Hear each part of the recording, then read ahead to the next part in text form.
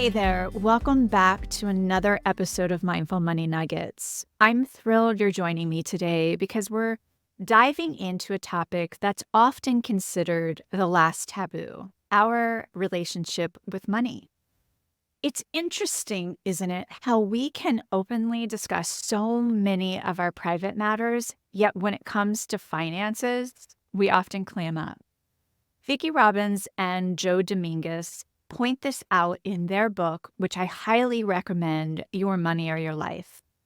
They noted that many of us would sooner talk to our therapist about our love lives and sex than to our accountants about our finances. So today, let's break that taboo together. In my Unlocking Financial Wellbeing program, we focus on three core areas: identifying your core money values, reframing money-limiting beliefs, and creating an actionable and accountable budgeting system. Today's episode is the first in a series dedicated to shifting our money mindset, or put another way, addressing our limiting money beliefs.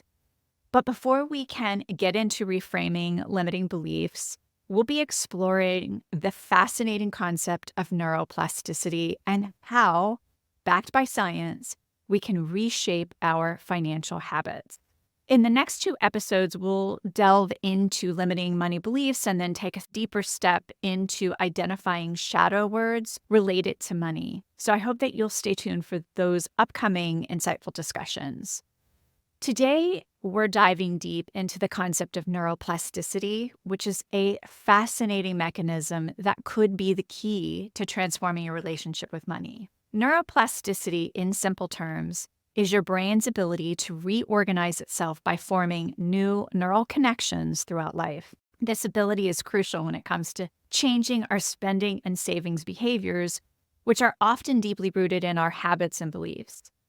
This likely goes without saying. I am not a neuroscientist, but let me attempt to give you a brief explanation of neuroplasticity. The mind receives information through neurons. From this information, it fires synapses, which are tiny electrical currents passing the information to another neuron and then another, creating a synapse with each pass of information. A synapse is like a bridge that connects one neuron to another. While doing this, the brain forms a pattern of response, or a neural pathway. It is as if the brain creates a shortcut for the next time it encounters this or something similar to this information or activity. So imagine you're learning to play a new song on the piano. You may fumble with the keys the first time you try because your brain hasn't yet formed strong synaptic connections related to the movement and sequence needed for that song. As you look at the music sheet and attempt to play the notes, your brain neurons start firing signals to each other.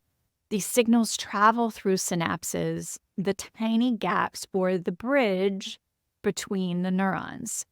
Each time you play a key following the music sheet, it activates a specific pathway in your brain. The more you practice the song, the more these neural pathways are used, strengthening the synaptic connections. This is due to the process called synaptic plasticity, where repeated use of a neural pathway increases the efficiency of the synaptic transmission. Eventually, after much practice, you can play the song smoothly without looking at the music sheet.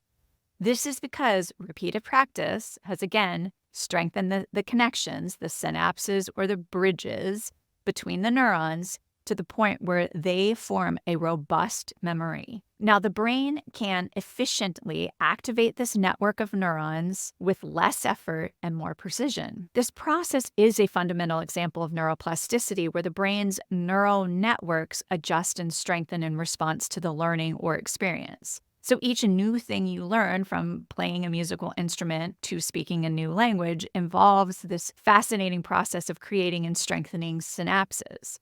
This process mirrors how we can reshape our financial habits. Every time you practice a new financial behavior, like saving a part of your paycheck or reviewing your expenses, your brain strengthens the pathway that supports these habits. But how does this relate to the money-limiting beliefs? Just as the brain uses neural pathways to learn a new task, it also creates neural pathways for feelings. These neural pathways are developed from personal experiences. Where money is concerned, it can be cultural, societal, or most likely familial, especially in early life. When our brain is at the height of its development, we take in information that, like a computer, gets programmed in our subconscious. Just like learning to play the piano, this repeated messaging about money forms connections, synapses or bridges in the brain. So, if your parents consistently argue about money and ultimately divorce, you have a synapse that triggers feelings like fear, embarrassment, or maybe even abandonment. When the topic of money comes up, these feelings have a neural pathway you've been playing repeatedly in your life triggered by money. Because they are deeply programmed, they are very hard to change. Whether you are aware of it or not, you have a deeply held limiting belief about money, and it is running your finances. These deeply embedded negative money neural pathways from our upbringing need a unique approach to rewire. You must become a detective of your thoughts to create new, what I call neural wealth pathways. In the next 2 episodes of Mindful Money Nuggets, we will explore how to develop positive neural wealth pathways by reframing limiting money beliefs and integrating shadow words, which is a deeper dive into some other hidden aspects of self-identity. As a quick sneak peek, limiting money beliefs are those subconscious thoughts that surface through self-talk that can hold us back from achieving our financial goals.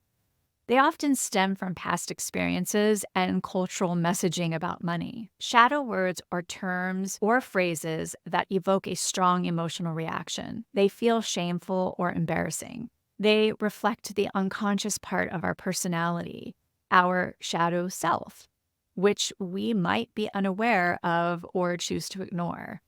By recognizing and understanding these shadow words, individuals can gain insights into their hidden fears, desires, and behaviors. As we wrap up today's episode, remember that changing your financial habits through neuroplasticity isn't just a possibility, it's a reality your brain can achieve.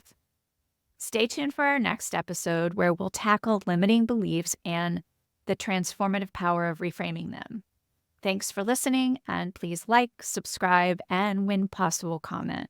We love hearing from you and continuing to share transformative financial tips, one nugget at a time.